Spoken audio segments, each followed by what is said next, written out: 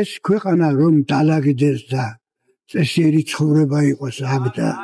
იყოს ესე იგი ნორმალურად ცხოვრდეს ხალხი ხოყურეთ რამდენ ფულს იპარავენ რამდენი მილიონობით ფული ამოიღენ ესე იგი იქიდან ორგანიზაციებიდან მილიონობით ფული ამოიღენ ახლა ეს ქვეყანა რო დალაგდეს უპირველეს ყოვლისა საჭირო არის რომ ბიზინა ამოიძიოს მიწიდან არინა თქვენ ეს რო გქონდეს ასე დალაგდება ქვეყანა და ხომ უყურე ეს ყაჩაღები ბიზნეს